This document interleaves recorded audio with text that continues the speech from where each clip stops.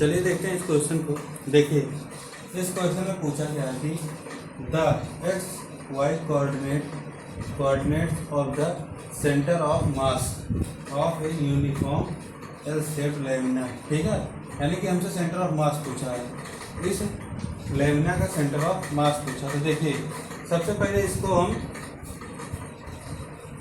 इसका हम coordinate denote कर देते हैं। तो देखिए इसका कोऑर्डिनेट यहाँ पे क्या होगा, यहाँ पे होगा 0 0, है ना, यहाँ पे होगा 0 0, यहाँ पे होगा देखिए x में इसका कोऑर्डिनेट है 2 और y में है 0, है ना। यहाँ पे x में है 0, y में है 2। ठीक है, अब देखिए यहाँ पे अगर जो मैं देखूँ, यहाँ पे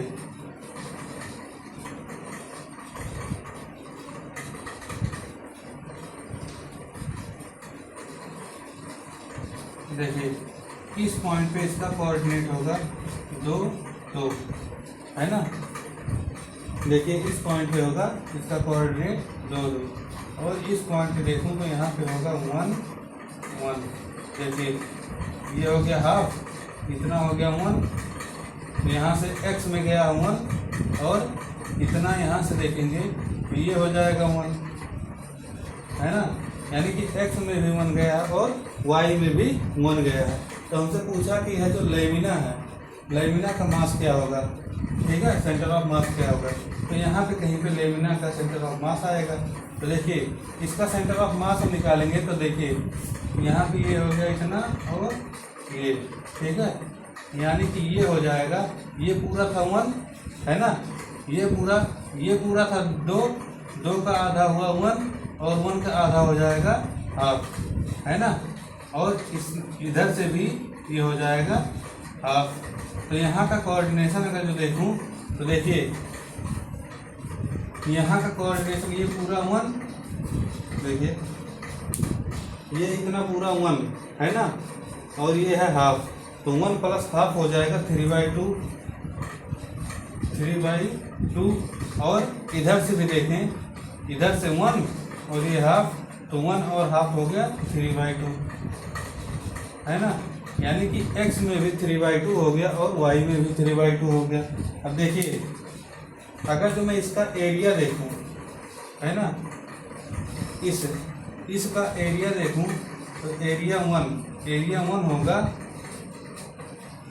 a², एरिया 1 होगा a², है ना। अब इस पूरे का एरिया कितना है, देखिए 2 मीटर है ना, इस पूरे का एरिया जो है 2 मीटर है, यानी कि 2 का स्क्वायर, तो 2 का स्क्वायर हो गया 4, है ना। और इस पूरे का इतने का एरिया अगर जो मैं देखूं, ये हो गया एरिया 2, इसका एरिया देखूं तो ये भी होगा a², है ना। और इसका एरिया कितना निकलेगा, ये पूरा कितना है, ये है 1, तो इसका हो जाएगा 1 का स्क्वायर यानी कि 1, है ना। यानी कि एरिया 2 हमारा आ गया 1 और एरिया 1 आ गया 4, है ना।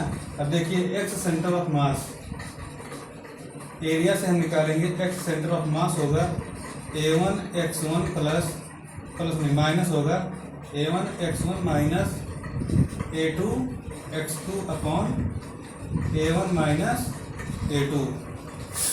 ठीक है, अब देखिए यहाँ पे जो x है ये हो गया x1 और ये हो गया x2, इसी तरह से ये हो गया y1 और ये हो गया y2। ठीक है, देखिए a1 कितना है 4 इंटू x1 है 1 माइनस a2 कितना है 1, देखिए a1 कितना है 4 और a2 कितना है 1, है ना।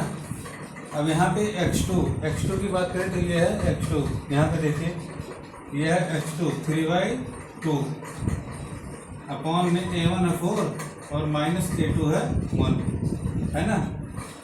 देखिए 4 माइनस 3/2 अपॉन 3, इसको हम सॉल्व करेंगे तो यहाँ से आ जाएगा 5/2 इंटू 3, यानी कि 5/6।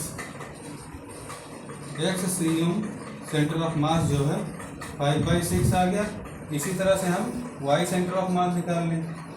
वाई सेंटर ऑफ मास तो A1Y1 minus A2Y2 upon A1 minus A2। देखिए एरिया 1 कितना है 4 इंटू Y1 कितना है 1 माइनस एरिया 2 कितना है 1, Y2 कितना है कोऑर्डिनेट 3/2 अपॉन 4 माइनस 1 है ना। तो 4 माइनस 3/2 अपॉन 3, तो यहाँ से आ गया 5/6, यानी कि y सेंटर ऑफ मास भी 5/6 आ गया और x सेंटर ऑफ मास भी हमारा 5/6 आ गया। ठीक है, यानी कि जो इसका कोऑर्डिनेट आया है यह 5/6 पे होगा कहीं पे। ठीक है।